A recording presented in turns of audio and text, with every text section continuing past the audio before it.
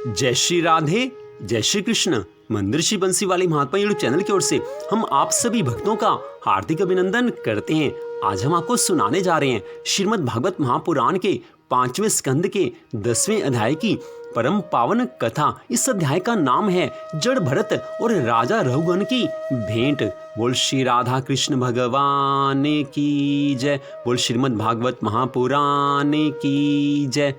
पिछले अध्याय की कथा में आपने सुना था कि जड़ भरत जी महाराज को भद्रकाली माँ ने बचाया है, उनकी रक्षा की है। अब उससे आगे की कथा श्री सुखदेव जी महाराज कहने लगे हैं कि हे राजा परीक्षित, एक बार सिंधु सोवीर देश का स्वामी राजा रघुगण पालकी पर चढ़कर जा रहा था। जब वह इक्षुमती नदी के किनारे पर पहुंचा तब उसकी पालकी उठाने वाले कहारों में से एक कहार बीमार हो गया।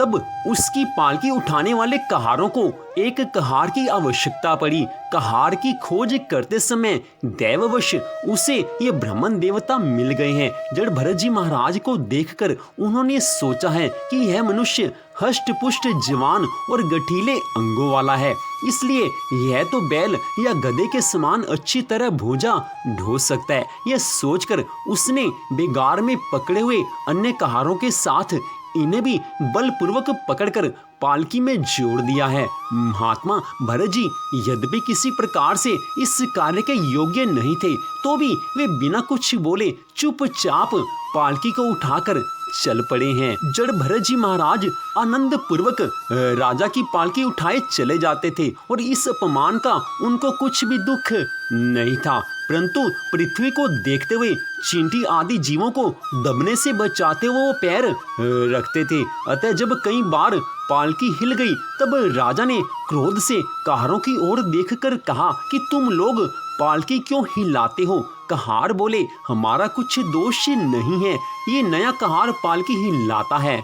कहारों के ये वचन सुनकर राजा रघुगण ने सोचा है कि इस समय इस नए कहार को अगर कुछ नहीं डांटता हूं तो बाकी के कहार भी वैसे बन जाएंगे।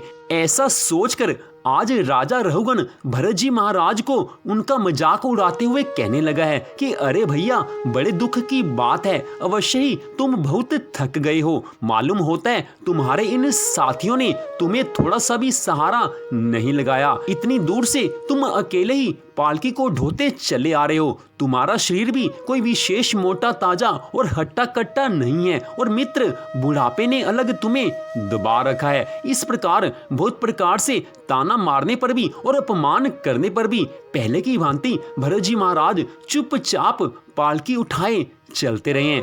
उन्होंने इसका कुछ भी बुरा नहीं माना, क्योंकि उनकी दृष्टि में तो मान और अपमान सब कुछ समान है। वो तो सब में भगवान जी को देखते थे। हर जीव के अंदर मेरे ठाकुर जी विराजमान हैं, हर पशु पक्षी के अंदर, हर मनुष्य के अंदर वो परमात्मा विराजमान है। जड़ भरत जी महाराज के मन में तो ये विचार थे, इसलिए राजा रघुगण के अपमान करने पर उन्होंने कुछ बुरा नहीं माना है। जड़ भरत जी महाराज पृथ्वी पर चींटी इत्यादि का ध्यान रखते हुए चल रहे हैं, इसलिए बार बार राजा रघुगण का सिर पालकी से टकराता है। पालकी अब भी सीधी चाल से नहीं चल रही है।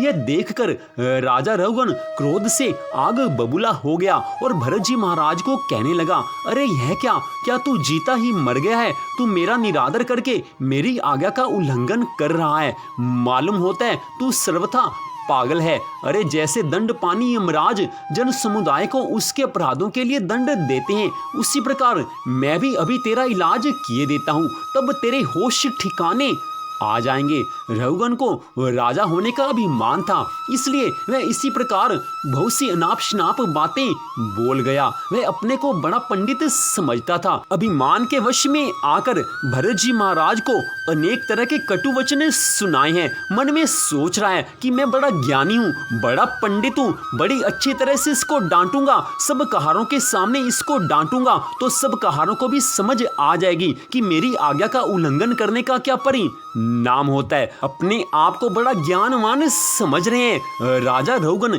लेकिन जड़ भरत जी महाराज तो भगवान की आराधना में लीन थे, इसलिए उन्होंने राजा रहुगण के कहे हुए वचनों का कुछ बुरा नहीं माना। उनकी दृष्टि में मान हो या अपमान सब समान है। लेकिन इसके पश्चात जब राजा रहुगण ने मन में ये सोचा कि मेरी बात का कोई जवाब क्यों नहीं दे रहे हैं, बड़ा क्रोध आ गया राजा रहुगण को और कहने लगे हैं कि हे कहार, तू हमारी बात का उत्तर क्यों नहीं देता। यह वचन सुनकर जड़ भरत जी महाराज ने आज विचार किया है कि वह अपने आप को बड़ा ज्ञानी समझता है, अतः इस राजा का घमंड मिटाना चाहिए। ऐसा विचार कर जड़ भरत जी महाराज आज हंसकर कहने लगे हैं कि हे राजा, तुमने कहा कि तू बहुत राह नहीं चला जो थक गया हो, सो जो व्यक्ति वृथा ही फिरता है वह दुख पाने से अवश्य बीमार होगा, क्योंकि वह ऐसा कर्म नहीं करता जिससे आवागमन से छूट जाए।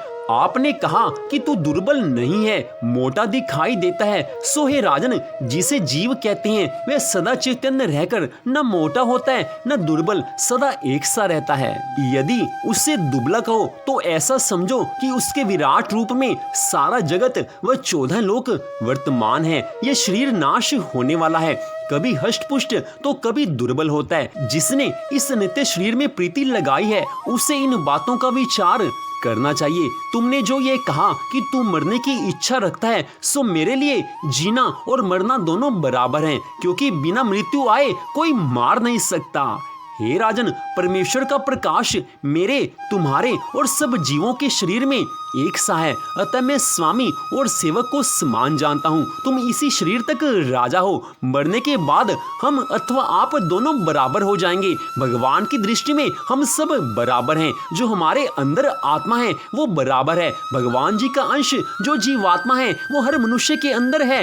इसलिए ज्ञान दृष्टि से देखा जाए तो मेरे में और तुम्हारे में कुछ फर्क नहीं है। तुम मुझको मारना चाहते हो, लेकिन परमात्मा ने तुमको शक्ति नहीं दी है कि तुम किसी को मार सको। अगर तुम मारना चाहते हो तो मेरे शरीर को मार सकते हो, मेरे इस शरीर को दंड दे सकते हो, लेकिन जो मेरे अंदर आत्मा है उसका तुम कुछ बिगाड़ नहीं सकते। तुम्हारे में इतनी शक्ति नहीं है, तुम्हारी इतनी सामर्थ्य नहीं है जो आत्मा को दुख दे सको। ज्ञानी पुरुष तो दुख सुख से कुछ प्रयोजन नहीं रखते हैं। इतनी कथा सुनाकर श्री सुखदेव जी महाराज आगे कहने लगे हैं कि हे राजा परीक्षित, जड़ भरत जी महाराज ने इतना ज्ञान राजा को दिया है। राजा उस बात को सुनकर मन में सोचने लगा है।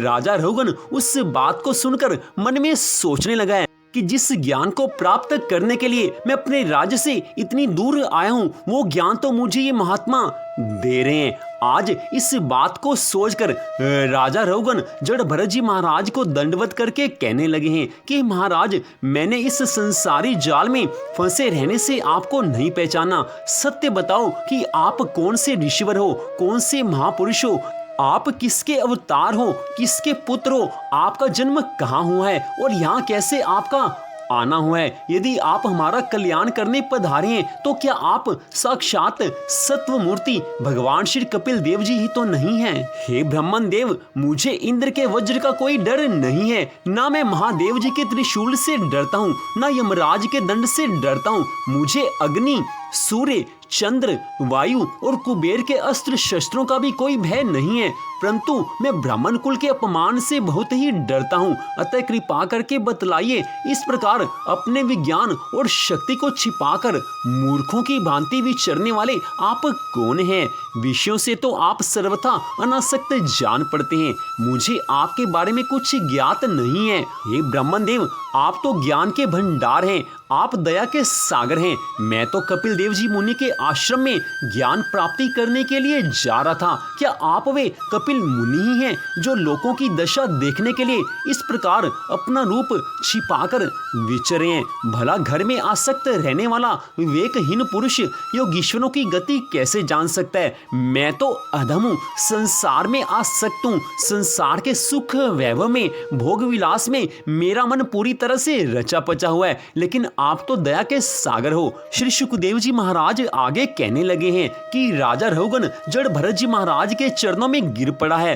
कहने लगा है कि हे ब्राह्मण देव, मैंने आपको अनेक तरह के दुर्वचन कहे हैं, कटु वचन कहे हैं, यद्यपि वो क्षमा के योग्य नहीं है, उनको क्षमा नहीं किया जा सकता, किंतु फिर भी मैं आपकी शरण में हूँ, आपके चरणों में हूँ, आप मेरे उस अपराध को क्षमा करें। मैंने आपको नहीं पहचाना, ये मेरी भूल थी। आपने जो ज्ञान भरी बातें कही हैं, ज्ञान भरे वचन कहे हैं, उससे मेरी बुद्धि पर पड़ा हुआ पर्दा हट गया है। अब तो आप कृपा कीजिए। हम संसारी लोग हैं, संसार की माया में फंसे हुए हैं।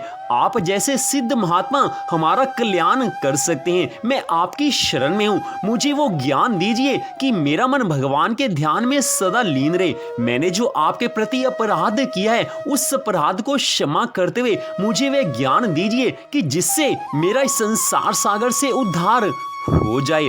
आप सब कुछ कर सकते हो, आप दया के सागर हो। हे दीन बंधु, राजत्व के अभिमान में उन्मत्त होकर मैंने आप जैसे परम साधु की अवज्ञा की है। अब आप ऐसी कृपा दृष्टि कीजिए जिससे इस साधु अवज्ञा रूप अपराध से मैं मुक्त हो जाऊं।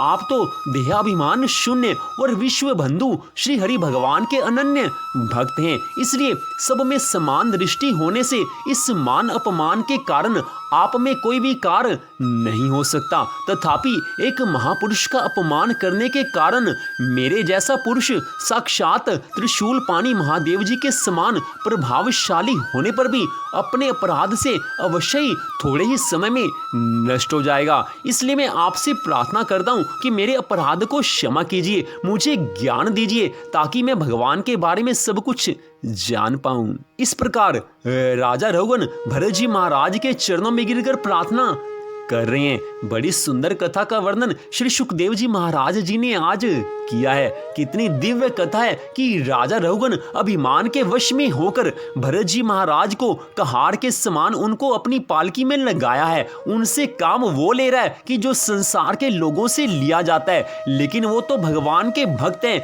कहार का काम उनके लायक नहीं है, वो तो सिद्ध हैं, महात्मा हैं, ठाकुर जी के अनन्य भक्त हैं, उनको कहार बना दिया। लेकिन जैसे ही भरत जी महाराज ने सोचा, मन में सोचा है कि राजा रघुगण अभिमान के वश में आकर इतनी गलत वचन कह रहा है, तो भरत जी महाराज के मन में एक भाव आया है कि ये राजा अपने गुरु महाराज के पास ज्ञान लेने जा रहा है। यह सोचकर जड़ भरत जी महाराज के मन में एक विचार आया है कि राजा रघुगण ज्ञान लेने किसी ऋषि मुनि के यहाँ पर जा रहे हैं, किसी महात्मा के यहाँ पर जा रहे हैं। अगर मन में अभिमान लेकर ये जाएंगे तो इनको ज्ञान नहीं मिल पाएगा। इसलिए जड़ भरत जी महाराज ने मन में सोचा है कि इस राजा का अभिमान नष्ट करना ही होगा। इसका अभिमान जाएगा तब ये आगे ज्ञान प्राप्त कर पाएगा। वास्तव में जड़ भरत जी महाराज को अपने मान और अपमान से कोई फर्क नहीं पड़ता था, लेकिन राजा रघुगण का कल्याण करने के लिए उनको ज्ञान का उपदेश दिया है। उस ज्ञान को सुनकर राजा रघुगण की आंखें खुल गई हैं। वे समझ गए हैं कि ये कोई सिद्ध महात्मा है। मैंने इनसे अपनी सेवा करवाई है, मैंने इनको गलत शब्द बोले हैं, इनका अपमान किया है। तो यह सोचकर, अपने अपराध की बातें सोचकर आज राजा रघुगण जड़ भरत जी महाराज की शरण में आए हैं, उनको बार बार दंडवत प्रणाम कर रहे हैं। तो यहीं पर श्रीमद् भागवत महापुराण के 5वें स्कंद के 10वें अध्याय की कथा का विश्राम होता है। इसके पश्चात राजा रघुगण को जड़ भरत जी महाराज क्या उपदेश देते हैं वो आगे की कथा में आप सुन पाएंगे। तो आज की कथा को सुनने के लिए आप सबका हार्दिक धन्यवाद। भगवान श्री राधा कृष्ण जी की अनंत कृपा सदा आप सब पर, आपके परिवार पर बनी रहे। माँ लक्ष्मी का सदा आपके घर में वास हो, ज्ञान का आपके घर में प्रकाश हो। इसी मंगल कामना के साथ जय श्री राधा रानी सरकार की, जय श्री कृष्ण भगवान की, जय श्रीमद् भागवत महापुराण की, जय श्री सुखदेव जी महाराज की, जय श्री भरत जी महाराज की। जय जय श्री राधे, जय जय श्री राधे, जय जय श्री राधे श्याम।